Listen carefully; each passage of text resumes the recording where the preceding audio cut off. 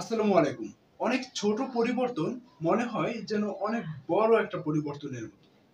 For example, আপনি যদি ছোট, ছোট পদক্ষেপ গ্রহণ করেন, ওই ছোট, ছোট পদক্ষেপ দিয়ে অনেক বড় কিছু করা সম্ভব। দেখুন, এই মুহূর্তে আমাকে দেখুন, আমার এই যে চুল অনেক বড়, বড় এবং এই মুহূর্তে আমাকে দেখুন, আমাকে দেখে মনে হচ্ছে আমার ভিতরে অনেক বড় একটা পরিবর্তন হয়ে গেছে। বাট তেমন কিন্তু বড় কোনো পরিবর্তন হয়নি। আমার ভিতরে শুধুমাত্র আমি যেটা করেছি আমার চুলটা কেটেছি, তাই না? আগে চুলটা বড় ছিল, এখন চুলটা কেটে ছোট করেছি। এই যে ছোট্ট পরিবর্তন, এই ছোট্ট পরিবর্তনটা অনেক সময় মনে হয় কি না অনেক বড় পরিবর্তন। দেখুন, আমি যখন এরকম চুলটা কাটার পরে পরিচিত মানুষদের কাছে যাব, তাদের কাছে মনে হবে যে আমার ভিতরে অনেক বড় একটা পরিবর্তন এসেছে।